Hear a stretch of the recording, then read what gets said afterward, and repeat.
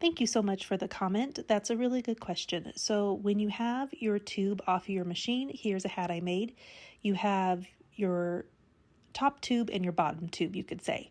So I stick my hand through the tube and we're going to grab one end of the tube and put it on the same side.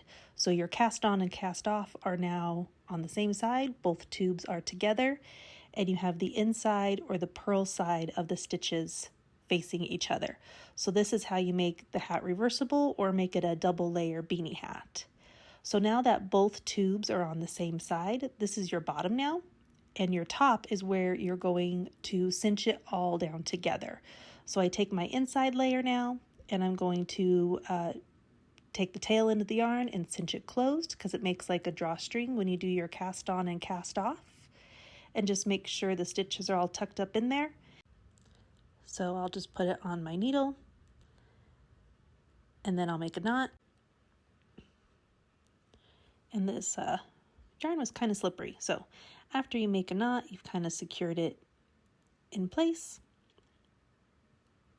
And then what I like to do as well is I like to take the tail end of our working yarn that we have, and then just to make sure it's very secure, I sew back and forth a few times where we cinch that hole closed of the tube, and this just helps keeps that hole tight and gives it, I feel, a better finished look at the end.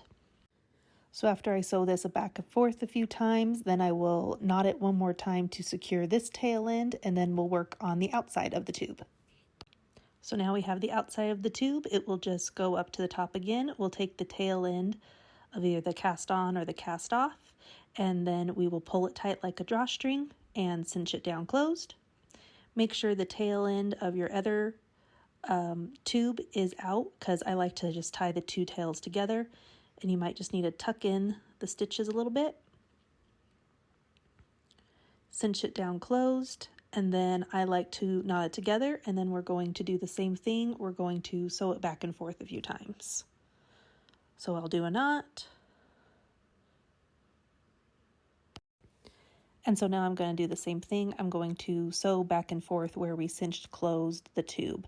And I just feel like this gives it a better finished look, and it keeps that hole tight at the top of the beanie, giving it just a nicer look, I feel. This is optional. You don't have to do it. I just prefer to do it. Once I've sewn it back and forth a few times, then I put the needle through the center and I go to the inside, and then I'll do this a few more times. As well, I will sew it back and forth again on the inside just to make sure everything's tight and secured. It also helps keeps the two layers together at the top as well. And then once I have that done, then I will do a couple knots with the tail end of the yarn. Once I have, I'll do probably 2 or 3 knots just to make sure everything stays in place. And then I will feed the extra tail end of the yarn in between the 2 layers. I'll go in between and then out one of the stitches, and then I'll cut off any excess that's there. And now the beanie is complete, and so now you have a double layered beanie hat, which you can also reverse to either side. So here's one side and here's the other. So if you do it in multiple colors, and then so that's the bottom, which would be like the brim of your hat, and then there's the top where the 2 tubes were connected together and cinched down. And so we have our hat, and then if you made it a little bit longer, you can also fold it up so you have a brim, and this just also makes a really nice finished edge for the bottom of the hat as well. So I hope this helps. Please like and follow for more, and happy crafting.